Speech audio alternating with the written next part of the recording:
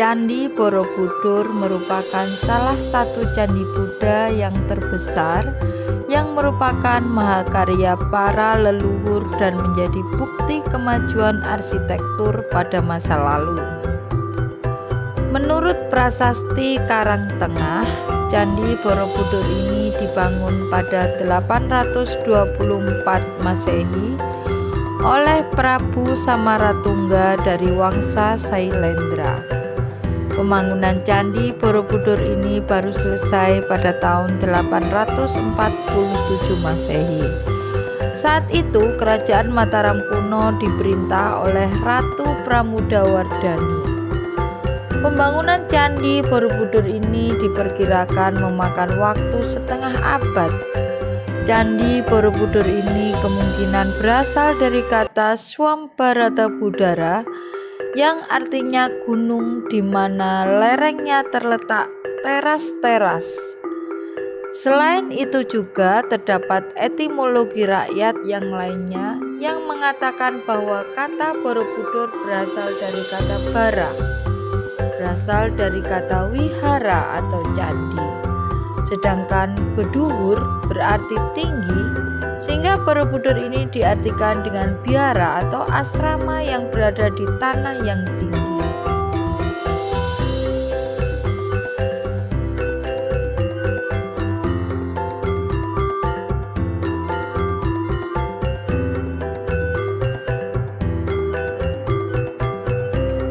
Candi Borobudur terdiri dari 6 teras yang berbentuk bujur sangkar dan terdapat sekitar 2.672 relief pada dinding Candi Borobudur ini.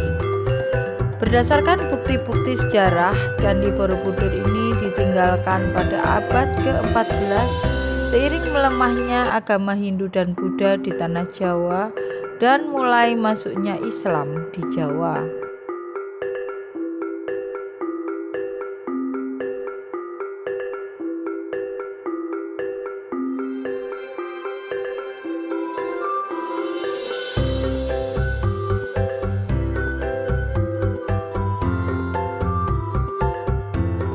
Candi Borobudur ini merupakan salah satu keajaiban dunia yang pertama kali diungkap ketika perwakilan dagang Inggris di Hindia Timur yaitu Thomas Stamford Raffles mendapatkan informasi tentang adanya monumen kuno raksasa di desa Bumi Segoro dekat Magelang. Akan tetapi ternyata bukan Raffles yang mengungkap tentang keberadaan Candi Borobudur pada tahun 1814, melainkan seorang insinyur Belanda yang bernama Cornelius.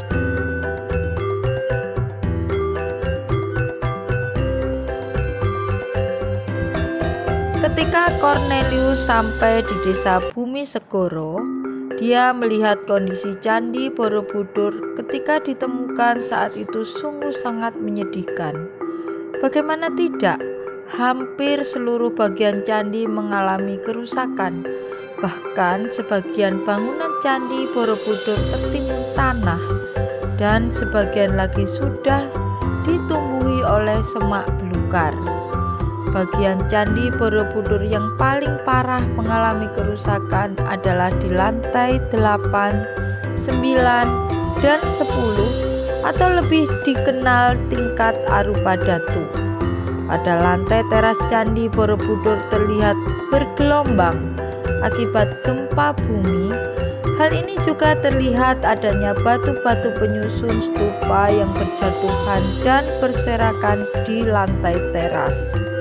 Demikian juga stupa yang ada di sekeliling. Stupa utama terlihat runtuh sebagian dan batu-batu pengunci yang berbentuk ekor burung, takikan, tipe alur dan lidah tidak lagi melekat sebagaimana mestinya. Di sekitar Candi Borobudur pun terlihat debu vulkanis yang berserakan sehingga menyebabkan tumbuhnya semak belukar yang menutupi candi. Selama kurang lebih 2 bulan lamanya dan dengan bantuan sekitar 200 orang warga desa, akhirnya Cornelius membersihkan Candi Borobudur. Cornelius beserta warga desa menggali tanah yang mengubur Candi Borobudur dan membakar semak belukar yang menutupi candi. Pada saat itu, ada seorang pejabat pemerintah Belanda di Kepresidenan Kedu meneruskan kerja Cornelius, dan akhirnya pada tahun 1835 seluruh bagian bangunan Candi Borobudur telah tergali dan terlihat. Pada tahun 1975 sampai dengan 1982, Candi Borobudur mengalami perbaikan secara besar-besaran dan akhirnya Candi Borobudur masuk ke dalam situs sejarah warisan dunia.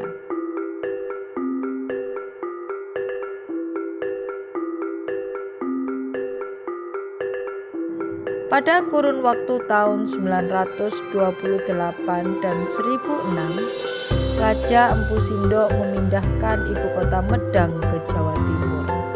Hal ini disebabkan karena seringnya terjadi bencana alam, letusan gunung berapi di sekitar Kerajaan Mataram kuno. Mungkin hal inilah yang menjadi salah satu sebab Candi Borobudur mulai ditinggalkan. Akan tetapi pada tahun 1365 dalam naskah Negara Kertagama, Empu Prapanca menuliskan pada masa kerajaan Majapahit yang menyebutkan adanya wihara di Budur.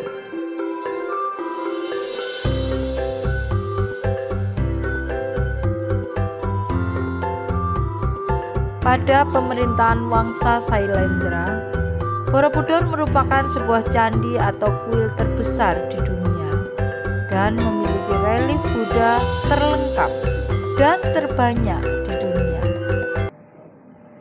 Pada bagian tengah Candi Borobudur terdapat sebuah stupa utama dan terbesar yang memahkotai bangunan candi ini. Di dalam sebuah stupa yang berlubang terdapat sebuah arca Buddha di dalamnya dengan duduk bersila dalam posisi teratai sempurna dengan mudra Dharma Cakra.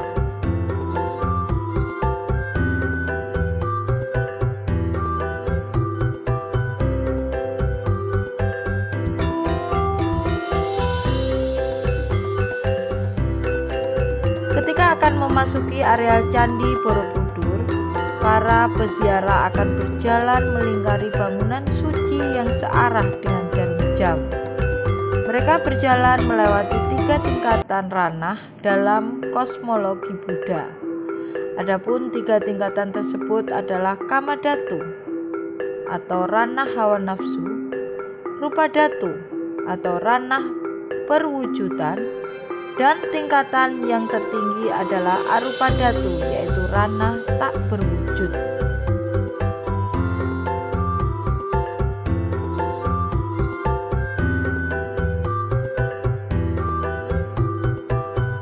Sampai saat ini Candi Borobudur masih digunakan sebagai sarana ibadah.